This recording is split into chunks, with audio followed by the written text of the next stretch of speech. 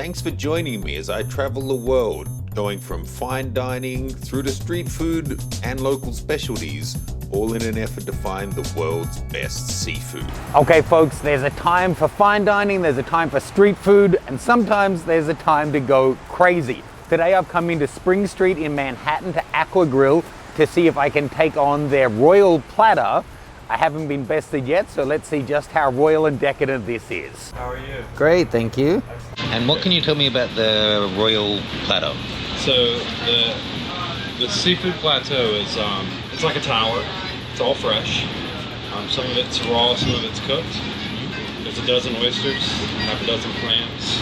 There's a poached lobster, shrimp cocktail, periwinkle snails, and it has a beautiful mussel on there. It's a sauteed mussel with some very nice Dijon sauce. That's the plateau. Okay. And that's $118. Okay. The Royale is everything that's on the plateau, plus these beautiful crab claws we have. Jonah crab claw and stone crab claw. And it has whelk on it as well. Another sea snail. Okay. About this size, and it has conch as well tonight. And that I think is around $220. The Royale. Okay. Yeah. And how are they meant for how many people?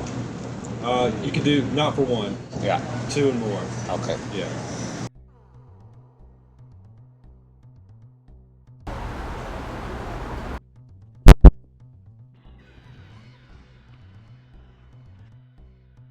Complimentary salmon tartare on crisps. Got to be honest, it looks like it was prepared quite a while ago. Kind of like a French fry.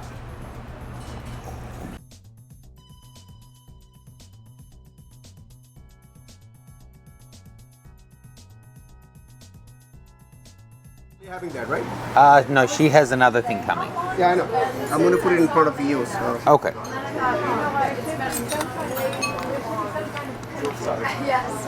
That'll do. So we get a dozen of oysters, starting with the Rome Point, File Lake, and Wildcat Cove, and half dozen of Ridley clams. Oyster and clams is the same sauce, which is right, the bigger one right there. This one. Jonah, stone and mussels, also same sauce. These are mustard sauce right here. Okay. This is the waltz. We need a cayenne mayonnaise. Right here. Shrimp cocktail. Lobster cocktail. Cocktail sauce right here. Yep. And a conch. Periwinkles right there. Yep.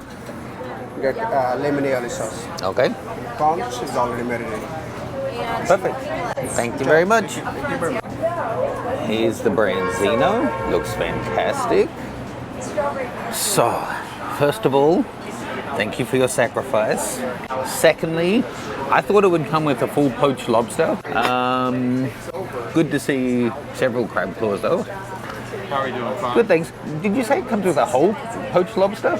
It comes with, I'm sorry? I thought you said it came with a whole poached lobster. I didn't say whole. I said Okay. it came with poached lobster. Poached lobster. Yeah, Okay. Yeah, it's like it's a Cocktail. claw on the tail. Yeah. Okay. Thank you. What to begin with? Let's start with a whelk.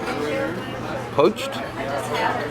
Now, if you've never had one of these guys before, there's a fair bit of guts that you can leave behind.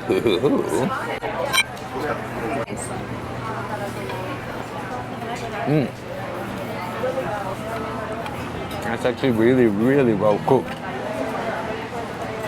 And well cleaned. So often snails, because it's obviously hard to get in there, unless they've cooked it, removed it from the shell, cleaned it, and then put it back, it can be really difficult to have it not be really gritty. That was good, so whatever they did. Let's try the little conch here, already marinated. Let's talk about you. I'm like up to here on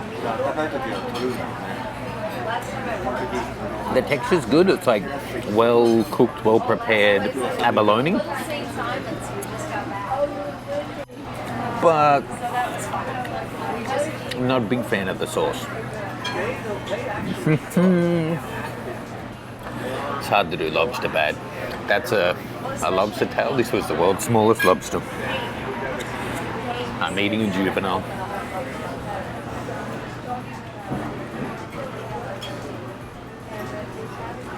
So I heard it takes lobsters a year to gain about 100 grams in weight. So a 2-kilo lobster is like 20 years old.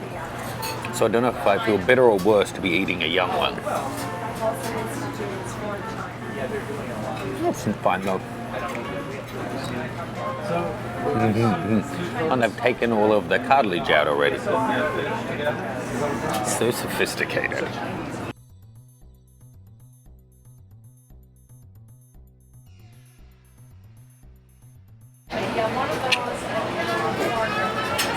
Okay, what should I try next?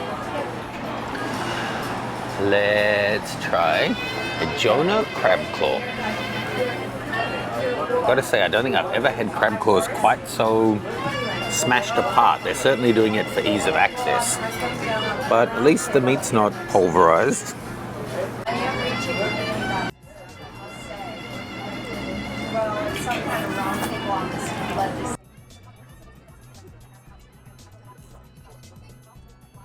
Quite good. I haven't really had much Jonah crab in my time, so I don't have much of a benchmark for this one. Let's compare it to the stone crab. Oh, the big one. Equally pulverized. Let's try it neat first.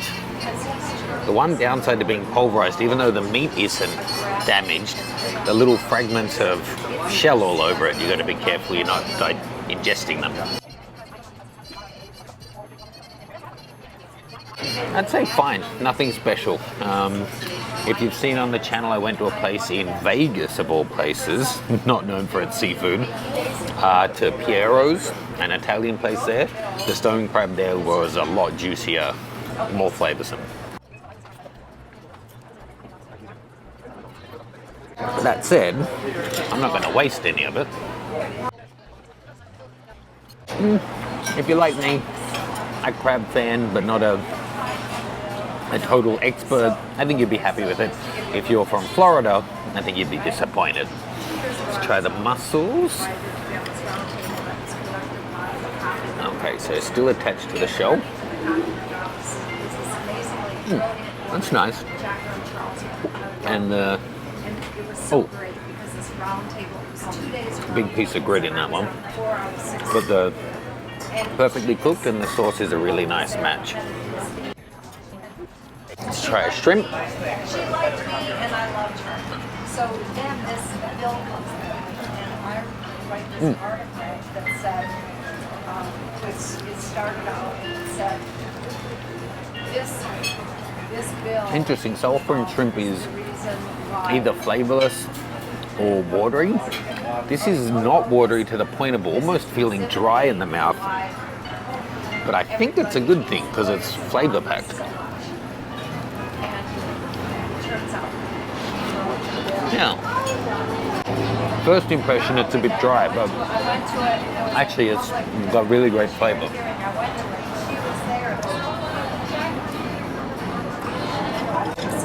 Try a tiny clam. Really nice. Nice and briny. Continuing the theme of tiniest lobster. Look at that!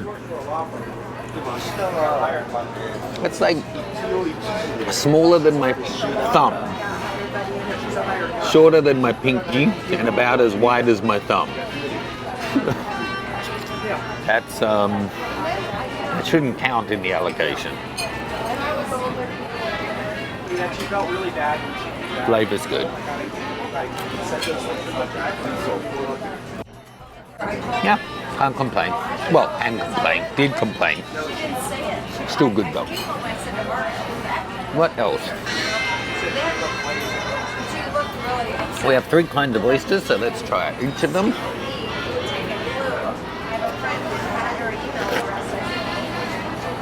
Also good.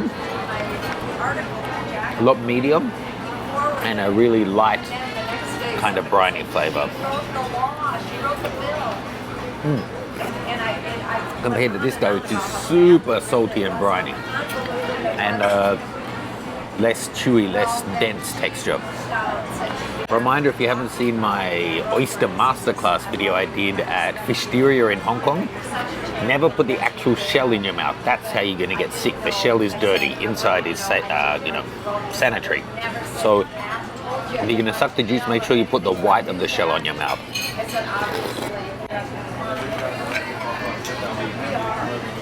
I think that's one of each. So now, time to be a disgusting pig and eat all the rest.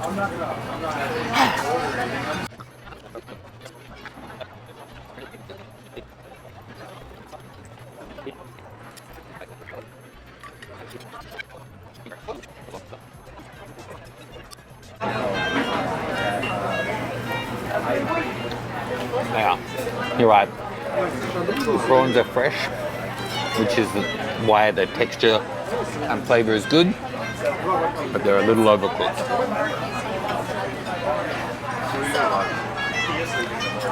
But everyone has their own opinion. I personally think pretty much everything should be slightly undercooked. Everything, except for potato.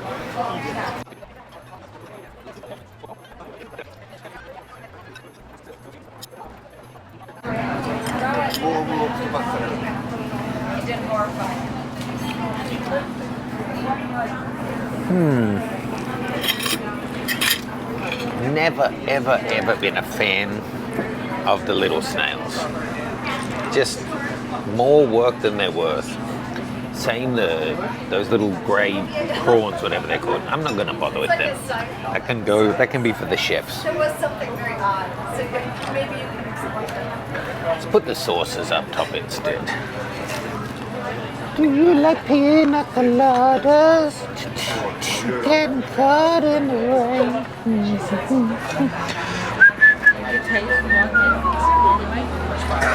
Fine. Kate thinks I should taste one just for you guys.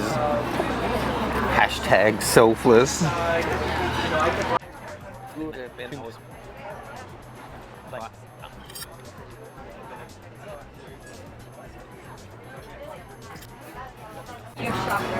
Having tried everything, I would say there's nothing that's bad by any means. It's all fine to good.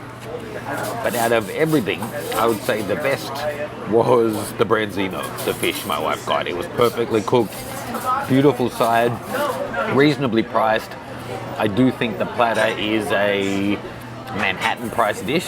If you were out of the city, this would be 25% cheaper. If you were in another country, it would be half the price. When I think about what I got for that kind of money in Bangkok, at Paris, Bangkok, it's just a whole different ball game. You know, still there's a bunch of quite expensive seafood that this doesn't have any, like abalone, scallops, a full lobster, a full crab, for example, a king crab, Alaskan king crab or snow crab, more expensive types of crab.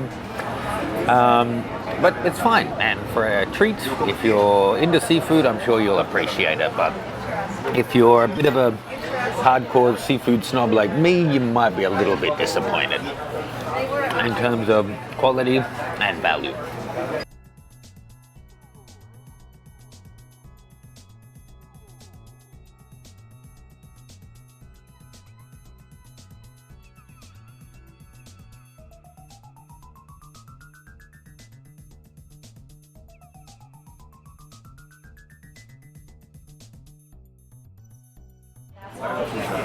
I actually quite like the sake. It's if it was with Japanese food, I don't know that it would really match, but with the fresh shellfish, it's nice. I still prefer Sancerre with fresh seafood though. That's the French Sauvignon Blanc. Okay, what do we got left? A few oysters. Seriously, if anyone knows a seafood platter that would actually challenge me, please let me know, because this was nothing. So whilst I do think the fish was the best dish, I would say the Jonah crabs were better than the stone crabs. The whelks and the mussels were actually fantastic. The clams were really good. Just the shrimp, lobster, the rest was okay.